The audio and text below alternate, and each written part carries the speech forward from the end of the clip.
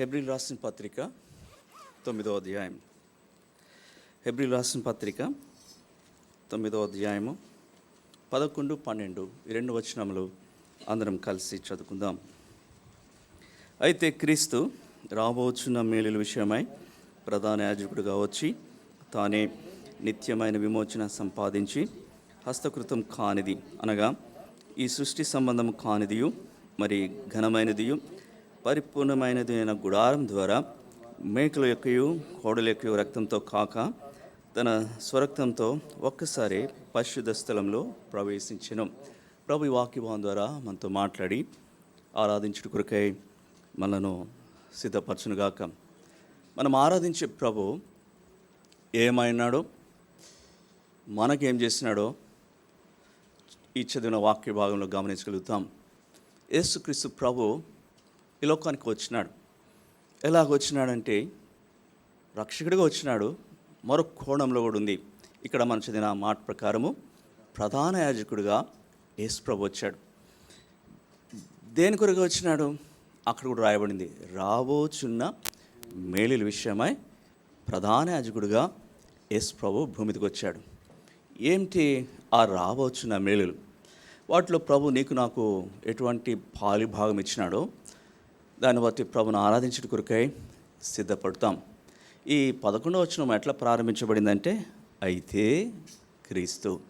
అయితే అన్న మాట ఉపయోగించాలంటే దాని ముందు జరిగిన సంఘటనలకు భిన్నంగా ఒక కొత్త కార్యం ప్రభు చేస్తున్నాడు అన్నమాట.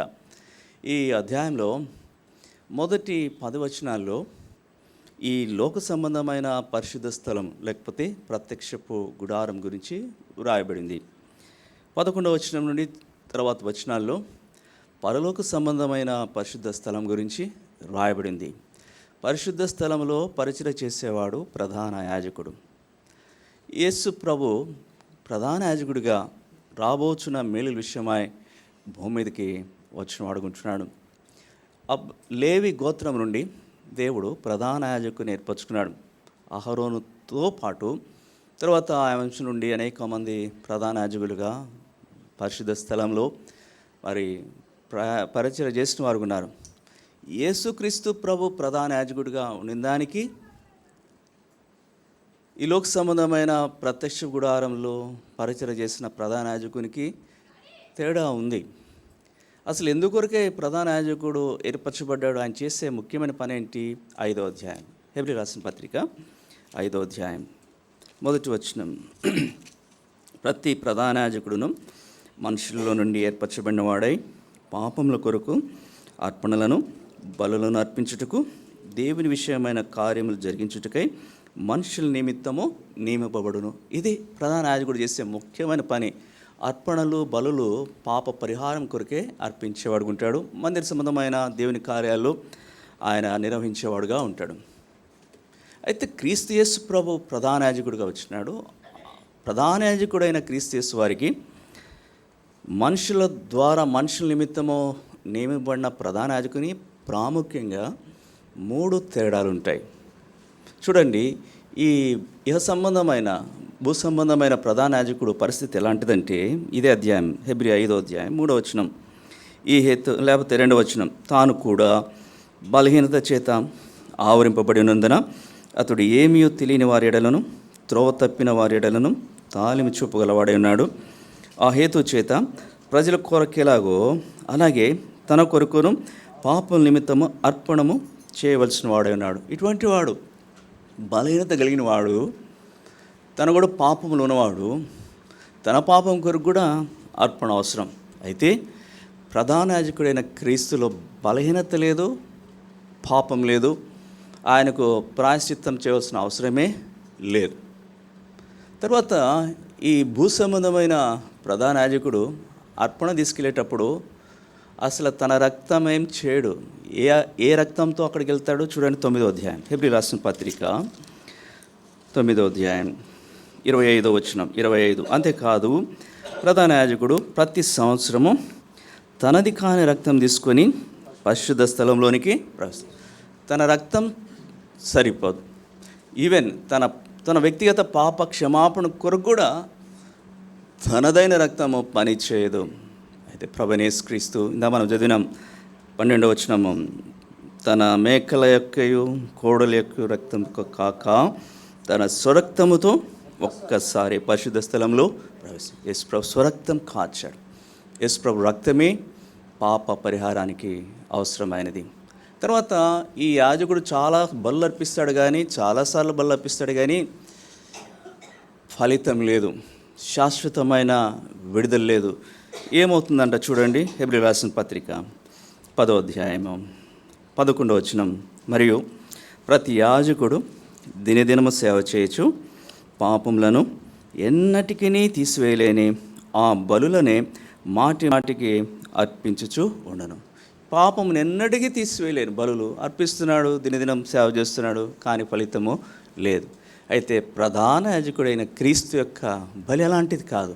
చూడండి ఆ కింద వచనమే 12వ వచనం, ఈయనైతే పాపం నిమిత్తమై సదాకాలం నిలిచి ఒక్క బలిని అర్పించి, అట్లనే 14వ వచనం, ఒక్క అర్పణ చేత ఈయన పరిశుద్ధపరచబడి వారిని సదాకాలమునకు సంపూర్ణులుగా చేసిన ఒక్క బలే, ఒక్క శిలువ బలియాగమే, ఆ బలియాగం చాలు సదాకాలమునకు సంపూర్ణంగా చేయబడే పరిస్థితిని కల్పించింది. కాబట్టి క్రీస్తు యేసు ప్రభు ప్రధాన యాజకుడు ఎంతో ఉత్తముడు, ఎంతో శ్రేష్ఠుడు, ఎంతో ఘనుడు. ఆ ప్రధాన యాజకుడైన క్రీస్తే మన యొక్క ఆరాధనకు యోగ్యుడైన వాడు. చూడండి ఎటువంటి వాడు మనం ఆరాధించే ప్రధాన యాజకుడైన క్రీస్తు. హెబ్రీ రాసిన పత్రికలో ఆయన ఎంత శ్రేష్ఠుడో, ఆ ప్రధాన యాజక పరిచర్య ప్రభుది ఎంత గొప్పదో కొన్ని మాటలు రాయబడి ఉన్నాయి. చూడండి ఎటువంటి వాడు మన ప్రధాన యాజకుడు. 2వ అధ్యాయం హెబ్రీ రాసిన పత్రిక 2వ అధ్యాయం 17వ వచనం, కావున ప్రజల పాపములకు పరిహారం కలుగజేయుటకై దేవుని సంబంధమైన కార్యములలో కనికరమును నమ్మకమును గల ప్రధాన యాజకుడు నిమిత్తము అన్ని విషయములలో ఆయన తన సహోదరుల వంటి వాడు కావలసి వచ్చును. ఇక్కడ 2 మాటలు రాయబడింది. ఇటువంటి ప్రధాన యాజకుడు, కనికరమును నమ్మకం గల ప్రధాన యాజకుడు. యేసు ప్రభు కనికరం గల ప్రధాన యాజకుడు. ఎందుకు కనికరపడ్డాడు? ఇక్కడే రాయబడింది ఆ వచనం.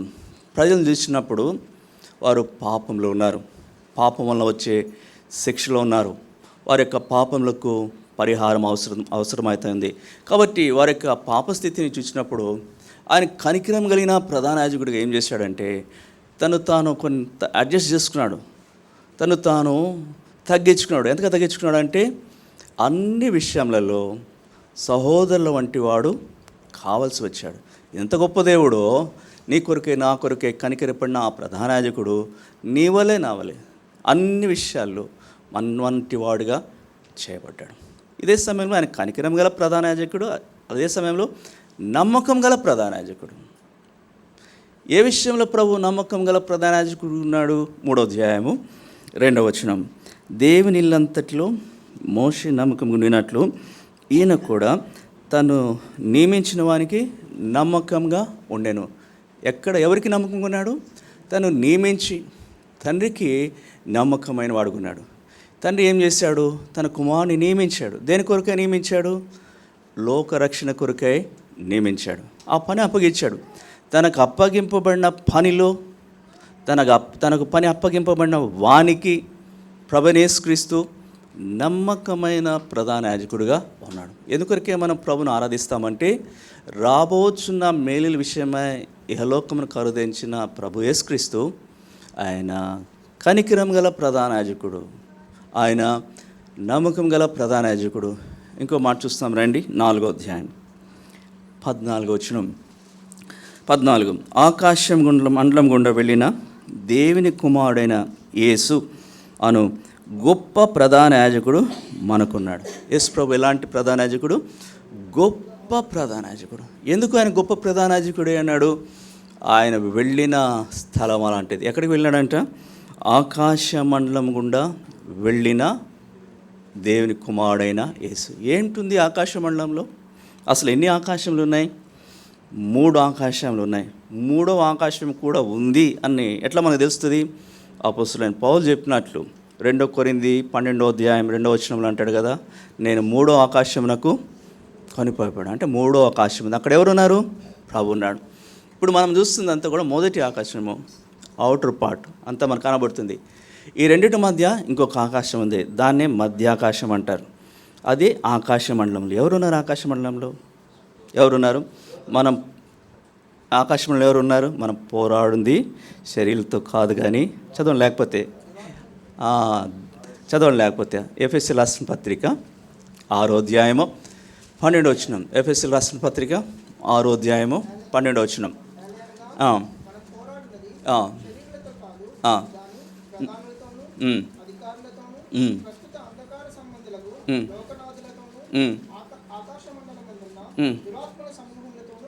ఎవరున్నారు? ఎంతమంది ఉన్నారు? ఒక పెద్ద బెటాలియనే ఉంది. ఎక్కడి నుంచి వచ్చారు వాళ్ళు? అపవాదితో పాటు త్రోయబడి అక్కడ గూడు కట్టు, అక్కడి నుంచి ఆపరేట్ చేస్తున్నాడు వాడు. రెండవ ఆకాశ మండలం నుండి యేసు ప్రభు రేపు ప్రధాన దూత శబ్దంతో, దేవుని బోరతో, ఆర్భాటంతో అక్కడికే వస్తాడు, మీడియాకి వస్తాడు. ఆకాశ మండలంకి వచ్చినప్పుడు వాళ్ళంతా కింద పడిపోతారు. అప్పుడు ఇక్కడ మహాశ్రమల కాలం, రకరకాల శ్రమలు వస్తాయి. కాబట్టి యేసు ప్రభు ఏమైనాడంటే ఆకాశ మండలం గుండా వెళ్ళిపోయినాడు.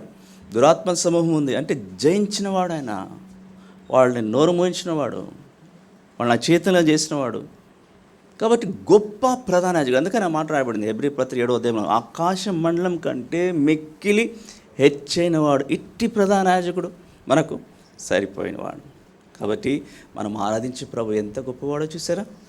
నేను నన్ను రక్షించు కొరకే నీవలే నావలే అన్ని విషయాల్లో మార్చబడిన కనికరం కలిగిన వాడు, నిన్ను నన్ను రక్షించుటకే అప్పగించబడిన తండ్రికి నమ్మకం కలిగిన వాడు, ఆకాశ మండలం గుండా వెళ్ళిన గొప్ప ప్రధాన యాజకుడు. ఈ యాజకుడు ఏం చేయబడ్డాడు? 5వ అధ్యాయం రండి. హెబ్రీయులకు రాసిన పత్రిక 5వ అధ్యాయం 4-5 వచనాలు. మరియు ఎవడును ఈ ఘనత తనకు తానే వహించుకున్నాడు కానీ అహరోను పిలువబడినట్టుగా దేవుని చేత పిలువబడినవాడై ఈ ఘనత పొందును. అటువలే క్రీస్తు కూడా ప్రధాన యాజకుడుటకు తను తానే మహిమపరచుకోలేదు. కానీ నీవు నా కుమారుడవు, నేను నేడు నిన్ను కన్యునానని ఆయనతో చెప్పిన వాడే ఆయనను మహిమపరచబడిన లేకపోతే ఘనపరచబడిన ప్రధాన యాజకుడు. తను తాను ఘనపరచుకోలేదు, స్వకీయ మహిమను కోరలేదు. తను పంపిన పరమ తండ్రి ఈ ప్రధాన యాజకుని ఘనపరిచినాడు. అంతేకాదు ఈయన ఎటువంటి ప్రధాన యాజకుడు అంటే అదే అధ్యాయము హెబ్రీ రాసిన పత్రిక 5వ అధ్యాయము 9-10 వచనాలు. మరియు ఆయన సంపూర్ణ సిద్ధి పొందినవాడై మెల్కీసెదెకు యొక్క క్రమంలో చేరిన ప్రధాన యాజకుడని దేవుని చేత పిలువబడి తనకు విధేయులైన వారికందరికీ నిత్య రక్షణకు కారకుడు. ఆయన సంపూర్ణ సిద్ధి పొందిన ప్రధాన యాజకుడు. ఈ లోక సంబంధమైన ప్రత్యక్ష గుడారంలో ప్రధాన యాజకులుగా ఏర్పరచబడిన వారిలో సంపూర్ణ సిద్ధి లేదు. వారిలో చాలా లోపములు ఉన్నాయి, కొరతలు ఉన్నాయి. వారు చేసే అర్పణలు ఏమైనా సంపూర్ణ సిద్ధిని కలిగించినాయి అంటే లేదు. అందుకనే 9వ అధ్యాయంలో మాట రాయబడింది కదా, 9వ అధ్యాయము 9వ వచనం. ఆ గుడారము ప్రస్తుత కాలమునకు ఉపమానంగా ఉన్నది. ఈ ఉపమానార్థంలో బట్టి మనస్సాక్షి విషయంలో ఆరాధకునికి సంపూర్ణ సిద్ధి కలుగజేయలేని అర్పణలను బలులను అర్పింపబడుచున్నవి.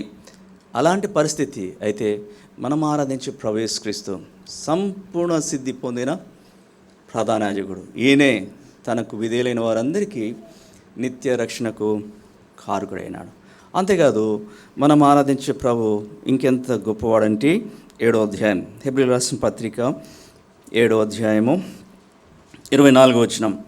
ఈయన నిరంతరము ఉన్నవాడు గనుక మార్పులేని యాజకత్వం కలిగిన వాడు. ఆయన మార్పులేని ప్రధాన యాజకుడు.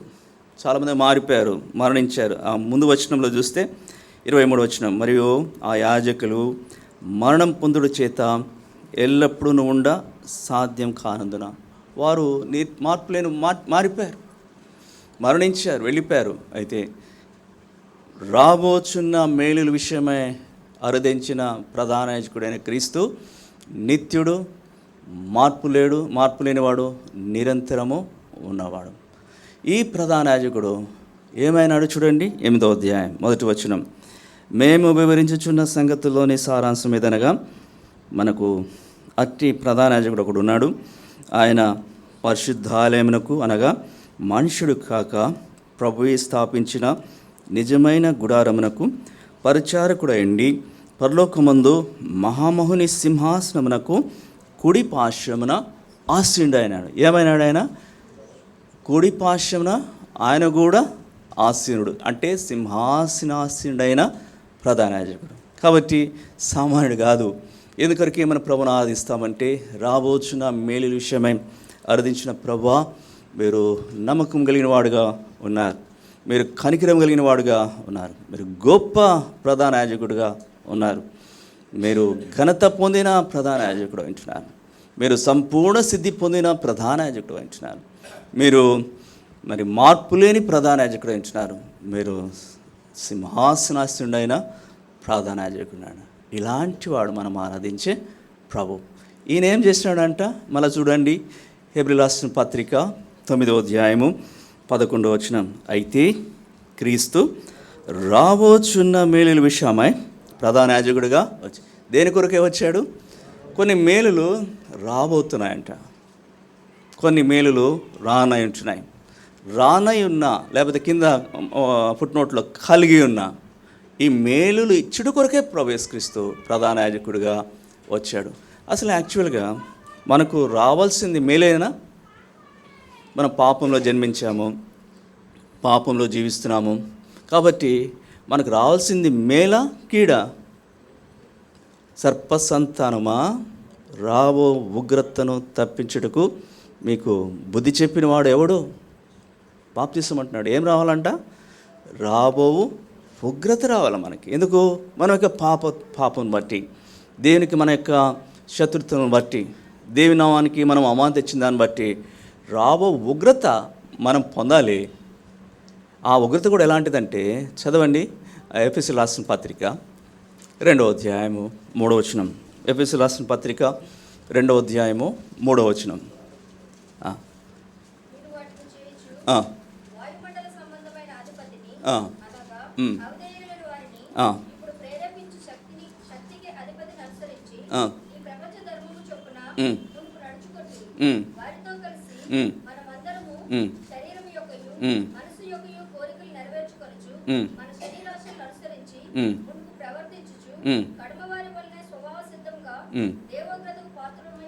ఇది క్లియర్గా చెప్పబడింది కదా, దైవోగ్రతకు పాత్రలు. మన యొక్క బ్రతుకు అలాంటిది. శరీరం యొక్క, మనసు యొక్క కోరికల ప్రకారము, శరీరాశలు, లోకాశలు, పాప సంబంధమైన క్రియలతో దైవోగ్రతకు పాత్రలు. కాబట్టి వాస్తవంగా నేను కానీ నీవు కానీ ఎదుర్కోవాల్సింది ఏంటి?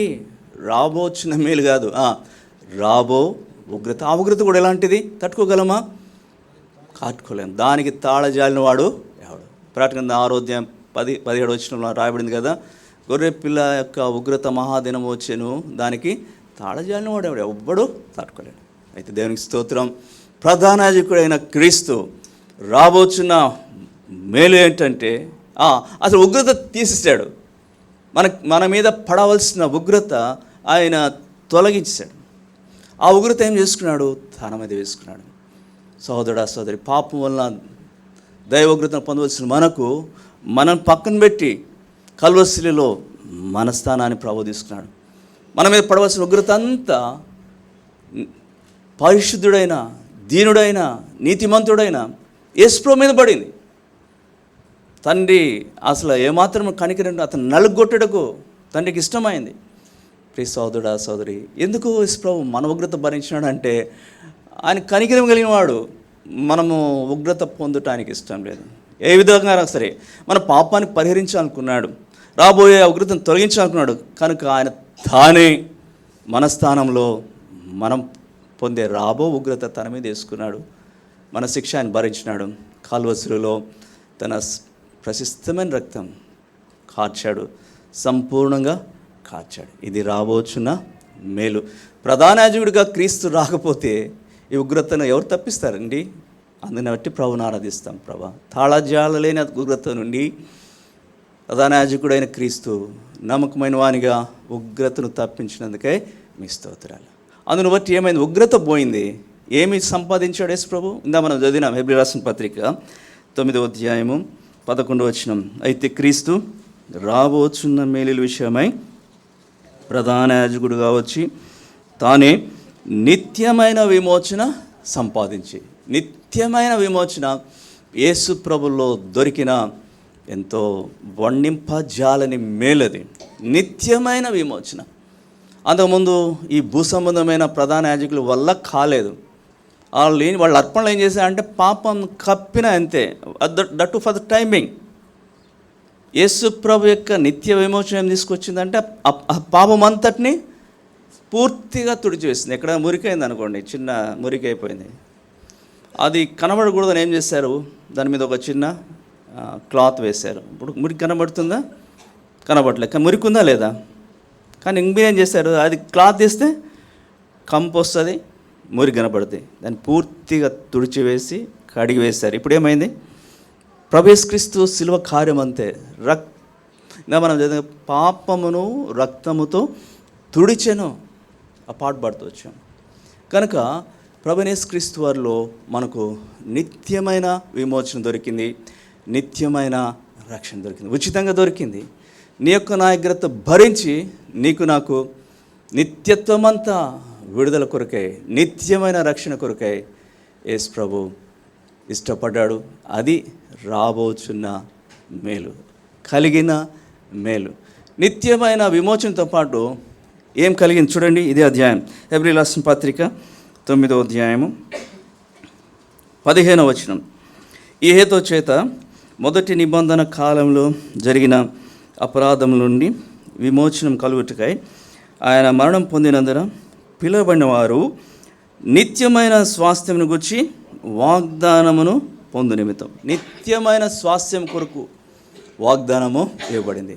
చూడండి, నిత్యమైన స్వాస్థ్యము ఒక వ్యక్తి పొందాలంటే ఆ వ్యక్తి ఎంతకాలం జీవించాలి? నిత్యత్వం జీవించాలి. అంటే అందుకనే నిత్యమైన జీవం ఇచ్చాడు. నిత్యమైన జీవము నిత్యమైన స్వాస్థ్యాన్ని పొందడానికి మనకు సహాయకరంగా ఉంటుంది. కాబట్టి క్రీస్తు యేసు ప్రభులో రాబోచున్న మేళ్ళన్నీవే. ప్రభా, ఉగ్రత రావాల్సింది, దాన్ని తొలగించావు. నిత్య విమోచన ఇచ్చినావు ప్రభా, నిత్యమైన స్వాస్థ్యము ప్రభు నాకు ఇచ్చినావు. అంతేకాదు, ఇప్పుడు ఆయన మనలను ఎక్కడ తీసుకొస్తున్నాడు, ఎక్కడికి వచ్చే అవకాశం ఇచ్చినాడు. 4వ అధ్యాయం రండి, హెబ్రీయులకు రాసిన పత్రిక 4వ అధ్యాయము 15-16 వచనాలు. మన ప్రధాన యాజకుడు మన బలహీనతలందు మనతో సహానుభవం లేనివాడు కాడు, కానీ సమస్త విషయంలోనూ మన వలెను శోధింపడినాను, ఆయన పాపం లేనివాడుగా ఉండెను. గనుక మనం కనికరింపబడి సమయోచితమైన సహాయం కొరకు కృప పొందినట్లు ధైర్యంతో కృపాసనం వద్దకు చేరదాం. ఎక్కడ అవకాశం ఇచ్చాడు, ఎక్కడ చోటు ఇచ్చాడు? కృపాసనం వద్దకు తెచ్చాడు. కృపాసనం దేనికి గుర్తుగా ఉంటుందంటే, ప్రత్యక్ష గుడారంలో కరుణాపీఠం గుర్తుగా ఉంది. అసలు కరుణాపీఠము ఎక్కడ ఉంటుంది? ప్రత్యక్ష గుడారంలో అతి పరిశుద్ధ స్థలంలో ఉంటుంది. దేని మీద ఉంటుంది? మందస్సు మీద ఉంటుంది. కరుణాపీఠం దగ్గరికి వెళ్ళగలిసిన ఒకే వ్యక్తి ఎవరు? ప్రధాన యాజకుడు. అది కూడా సంవత్సరానికి ఒక్కసారి. అలాంటి కరుణాపీఠంకు గుర్తుగా ఉన్న కృపాసనం ఎద్దకు ప్రభువును తీసుకొచ్చాడు. ఎప్పుడైనా వెళ్ళచ్చు. సమయోచితమైన సహాయం కొరకు ఆయన కృపాసనం వద్ద వెళ్ళే, అది రాబోచున్న మేలు. ప్రధాన యాజక పరిచర్య యేసు ప్రభు చేయకపోతే మనం వెళ్ళే భాగ్యం మనకు లేదు. ఇంకనో దూరస్తులుగా ఉన్నాను. అది కూడా ఎట్లా వెళ్ళారని, ఎట్లా ఆ మాట రాయబడింది? ధైర్యముతో కృపాసనం వద్దకు చేరు. ఎందుకంటే యేసు ప్రభు ప్రధాన యాజకుడు ఆ కార్యం చేసినాడు. మీరు గమనించండి, యేసు ప్రభు ప్రాణం విడిచిన వెంటనే కొన్ని సంఘటనలు జరిగినాయి. మొట్టమొదటి జరిగిన సంఘటన ఏంటి? ఆయన బిగ్గరగా కేక వేసి ప్రాణం విడిచాను. అంతటా దేవాలయం నుండి తెర పైనుండి క్రిందకు చిరిగిన. ఆ తర్వాత భూమి వణికిన, బండలు బద్దలాయను, సమాధులు లేచినవి ఉన్నాయి. ఫస్ట్ జరిగిన కార్యం ఏమంటే తెర చిరిగింది. ఇప్పుడు లోపలికి వెళ్ళే ప్రవేశం మనకు దొరికింది. అయ్యా, ఎంత గొప్ప భాగ్యం అండి! అది కూడా ధైర్యంతో. ఎంత చక్కగా మన ప్రభు దగ్గరికి వెళ్ళగలం. ఒకప్పుడు ఈ భాగ్యం లేదు. ఈ భూ సంబంధమైన ప్రత్యక్ష గుడారంలో ఆయన దగ్గరికి, అతి పరిశుద్ధ స్థలంలోకి వెళ్ళే భాగ్యము ఎవరికి ఉంది? కేవలము ప్రధాన యాజకుడికే ఉంది. ఎప్పుడు పడితే అప్పుడు వెళ్ళటానికి లేదు. సంవత్సరానికి ఒక్కసారి వెళ్ళాలా. దాని కొరకే ఒక రోజు కూడా నియమించబడింది. ఎప్పుడు వెళ్ళాలా? ఏ రోజున? 7వ నెల 10వ తారీఖున. ఆ 7వ నెల 10వ తారీఖున దాన్ని ప్రాయశ్చిత్త దినం అంటారు, డే ఆఫ్ అటోన్మెంట్ అంటారు. ఆ రోజు మాత్రమే ప్రధాన యాజకుడు అటు ఒక పక్క తన పాపముల కొరకు, రెండవ పక్క ప్రజల పాపం కొరకు ప్రాయశ్చిత్తం చేయలాగన రక్తం తీసుకొని, తనది కానీ రక్తం తీసుకొని అక్కడికి వెళ్తాడు. వెళ్ళేటప్పుడు ఎట్లా వెళ్తారు తెలుసా? చాలా భయభక్తులతో వెళ్తారు. కొంచెం కూడా మైన్యూట్గా కూడా తేడా రాకూడదు, కొంచెం కూడా తప్పు జరగకూడదు. ఎక్కడ ఎంత బహు జాగ్రత్తగా 7వ నెల 10వ తారీఖున హోలీ ఆఫ్ హోలీస్లోకి వెళ్ళేటప్పుడు, అతి పరిశుద్ధ స్థలంకి వెళ్ళేటప్పుడు చాలా అలర్ట్గా ఉండాలి. ఎందుకంటే అక్కడ గంభీరుడైన దేవాది దేవుణ్ణి, దయించగ్ని పోలిన దేవుని ఆయన కలుసుకోబోతున్నాడు. కొంచెం తేడా అయితే ఏమవుతాడంటే శవం బయటకు వస్తుంది, లాగేస్తారంతే. జకర్యా ఆలస్యం అయిపోతుంది. అక్కడ జరిగిన సంగతి బయట వాళ్ళు తెలియట్లా. దూత కనబడి మాట్లాడుతుంటే ఏమైంది, జకర్యాని కూడా లాగుతారేమో అనుకున్నారు. కానీ చూసారా, అలాంటిది. అందుకని ఎక్కడ చాలా జాగ్రత్తగా వెళ్తారు. సోదరుడా సోదరి, క్రొత్త నిబంధనలో మనకి ధైర్యంగా ఎప్పుడు పడితే అప్పుడు వెళ్ళచ్చు. అందుకనే దేవుడు ఏం చేశాడు, ఆయన నైజంలో మార్పు లేదు. ఆయన ఆ దినాల్లో తన సన్నిధికి ఎంత ప్రాధాన్యత ఇస్తాడో ఈ దినాల్లో కూడా అదే ఇస్తాడు. కాకపోతే మనకేమి ఇచ్చాడు? ఆయన స్వాతంత్రం ఇచ్చాడు, స్వేచ్ఛ ఇచ్చాడు. ఎప్పుడైనా ఎవరైనా రావచ్చు. ఆ స్వేచ్ఛను మనం ఏం చేస్తున్నాము? దుర్వినియోగం చేస్తున్నాం. ఆ స్వేచ్ఛను ఏం చేస్తున్నాం? లైట్గా తీసుకుంటాం. అందుకని ఎప్పుడు పడితే అప్పుడు వస్తాం, మన ఇష్టం. వస్తే వస్తాం, లేకపోతే లేదు. వచ్చినా కూడా వాక్యం వినాలా ఏంటి? సెల్ ఫోన్ లేదా? చాట్ చేయలేమా? లేదు. రకరకాలుగా ఉంటాం. ఆ రోజుల్లో వణికేవాడు ప్రధాన యాజకుడు. 7వ నెల 10వ తారీఖున పత్తి పరిశుద్ధ స్థలం బయటకు వస్తాడా లేదా తెలియదు. వచ్చాడంటే సంతోషమే, లేకపోతే అంటే ఏదో దాగిన పాపం ఆయనలో ఉంది. ప్రేమ సోదరుడు, అంతా ఆధిక్యత ప్రభు మనకి ఇచ్చినాడు. ప్రధాన యాజకుడిగా వచ్చిన క్రీస్తు రాబోచున్న మేలులివి. తండ్రి అబ్బా అని చెప్పి నిత్యము సమయమని అసమయం లేకుండా ఎప్పటికప్పుడు ప్రభా కృపాసనం వద్ద ఆ టైమ్లీ హెల్ప్ కొరకే, సమయోచితమైన సహాయం కొరకే వెళ్ళే ఆధిక్యత నీకు నాకు ఇచ్చింది. అది రాబోచున్న మేలుల కొరకై ప్రధాన యాజకుడా యేసు ప్రభు వచ్చాడు. అంతేకాదు ప్రియులరా, ఎంత గొప్ప ఆధిక్యత ప్రభు మనకిచ్చాడంటే, నిన్ను నన్ను రక్షించి తన బిడ్డలుగా చేసుకున్న తర్వాత మనం కూడా ఆయన పరిశుద్ధ యాజకులుగా చేశాడు. ఒకప్పుడు ఈ ఆధిక్యత పాత నిబంధనలో కేవలం ఒక గోత్రంకే, లేవి గోత్రంకే, వారికి మాత్రమే ఆధిక్యత ఉంది.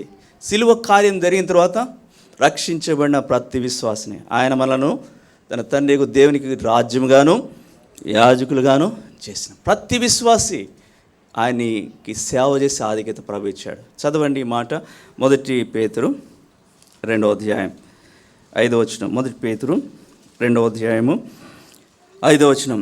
యేసుక్రీస్తు ద్వారా దేవునికి అనుకూలములకు ఆత్మ సంబంధమైన బలులను అర్పించుటకు పరిశుద్ధ యాజకులకు ఉండుటకు మీరు సజీవమైన రాళ్ల వలె నుండి ఆత్మ సంబంధమైన మందిరంగా కట్టబడొచ్చును.